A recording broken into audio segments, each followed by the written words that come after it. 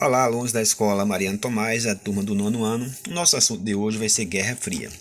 Vamos entender apenas um contexto que vai do período de 1945 até 1990, com o fim da Guerra Fria e a queda do Muro de Berlim. Bem, veja só, no contexto da Guerra Fria é importante a gente falar um pouco da Segunda Guerra Mundial, que acabou em 1945.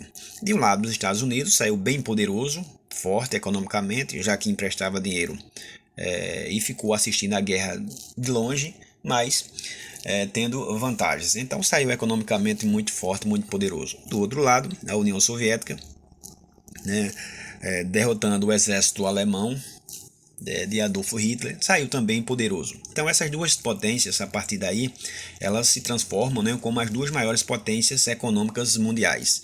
É por isso que travam a famosa Guerra Fria. Só que a Guerra Fria, por incrível que pareça, não houve confronto direto entre os dois países, certo? Existiu sim guerras de espionagem, de inovações tecnológicas, científicas, ok? Para a gente entender um pouco, no começo da Segunda Guerra Mundial, Hitler, junto com Stalin, fez um acordo de não se agredir. Mas isso não aconteceu, né? Acabaram se agredindo logo em seguida. Na Segunda Guerra ainda, né? Estamos falando ainda da Segunda Guerra. Do lado o eixo, do outro lado as forças aliadas. O eixo era o país que está, os países que estavam junto com a Alemanha, que saiu derrotada, né? Tanto a Alemanha quanto a Itália e os países que faziam parte do eixo. E os Estados Unidos entram de fato na guerra para dar fim e se transformar, repito, como o país mais poderoso da América Latina. Então, esse cenário da Segunda Guerra Mundial era, na verdade, um estupim para iniciar uma terceira guerra mundial, que não vai acontecer, justamente, como eu falei para vocês, a guerra apenas chamada de Guerra Fria, porque não houve um confronto direto, certo? Então, tudo isso são consequências da Primeira Guerra Mundial. Criação da ONU, para não haver uma terceira guerra mundial, certo? Uma liberdade de diálogo maior, tanto dos Estados Unidos quanto a União Soviética, mas esse diálogo na verdade não aconteceu. Cada um escondia o jogo, o que eles queriam mesmo era sair na frente no campo científico, tecnológico e político, certo? Vamos agora de fato entender o que foi a Guerra Fria. Algumas características da Guerra Fria. Bem, uma dessa nação, tanto a União Soviética quanto os Estados Unidos, ela queriam dominar tanto o mercado, vender os seus produtos industrializados, conseguir mais pessoas para aderir ao seu regime político. Os Estados Unidos tinham um regime capitalista e a União Soviética, né, tinha um regime socialista. Cada um queria defender o seu país e apresentar o seu sistema político e econômico como se fosse o melhor. Principais características, vamos colocar algumas aqui, né? Vamos colocar seis características básicas. Por exemplo, uma política de provocação. Ah, eu estou enviando um homem à Lua. Eu estou enviando um homem ao espaço, a União Soviética disse. Aos Estados Unidos, eu vou colocar o homem à Lua. Isso aconteceu realmente com Neil Armstrong.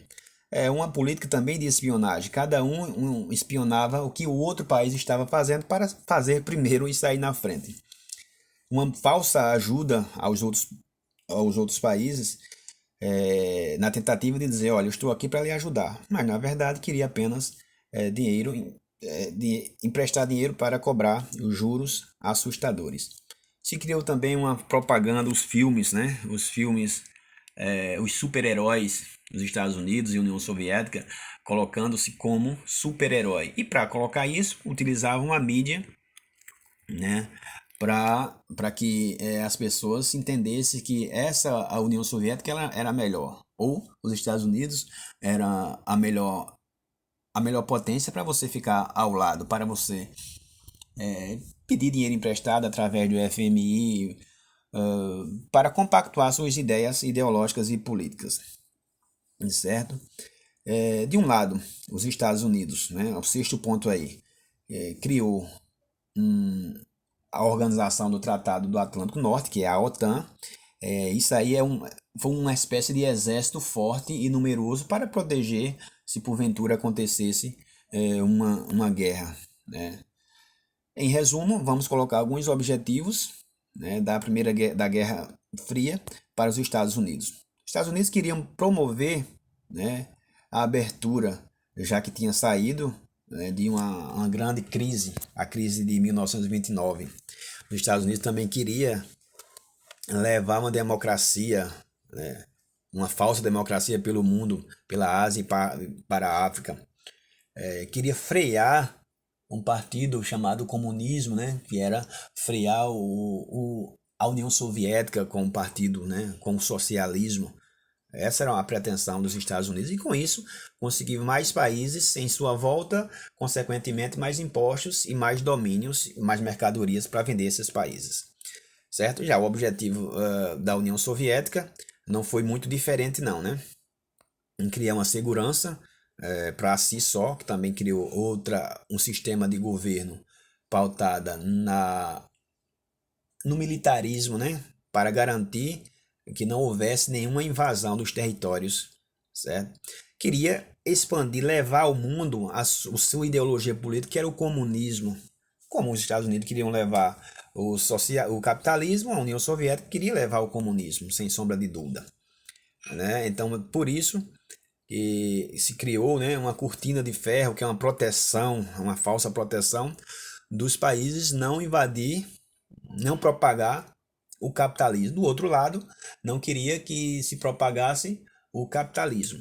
Ou seja, era uma luta para mostrar ao mundo que o seu regime político era o melhor, certo? Que o desenvolvimento das cidades só eram possíveis se adotasse o seu regime político, certo? Vamos lá. A doutrina Truman considerava uma política de apoio dos Estados Unidos aos países que, porventura, tivessem, digamos, uma ameaça, né, dos soviéticos. Essa política, a doutrina Truman, era uma espécie de proteção, né, e de apoio aos Estados Unidos, aos países que tivessem sob ameaça e dominação da União Soviética. Certo? Os Estados Unidos se coloca como protetor, né? Protetor de toda uma conjuntura política e ideológica. Os Estados Unidos também elaboram o Plano Marshall. O que foi isso? Emprestar dinheiro, né? Era uma prática de emprestar dinheiro e desenvolver uma política econômica com o objetivo de recuperar as nações que saíram arrasadas da Segunda Guerra Mundial. Mas nada de ajuda, né, gente? Sabemos disso, que ajuda no mundo capitalista ou do mundo socialista não era possível. Eles queriam, na verdade, era lucros. Então, tanto de um lado como do outro lado, se os Estados Unidos lança o Plano Marshall, a União Soviética lança o Plano Comecon, que justamente uma ajuda financeira aos países do comunismo, tá certo? Então, como a gente vai ver aqui de um lado, os Estados Unidos, falei, lança o Marshall e a União Soviética lança o Comecon, repito, para dar ajuda financeira aos países que o apoiassem, certo? Como a OTAN, esse slide está mostrando que, de um lado, os Estados Unidos fundam a OTAN, que tem o objetivo de coordenar, né, de guardar os seus territórios, porventura uma guerra. É se armar, na verdade, né? De um lado, a OTAN armado, né, militarmente, que a OTAN é a Organização do Tratado do Atlântico Norte. Do outro lado, essa parte azul que eu estou falando da OTAN foi uma determinação de criação dos Estados Unidos. Do outro lado, a União Soviética criou o Pacto de Varsóvia.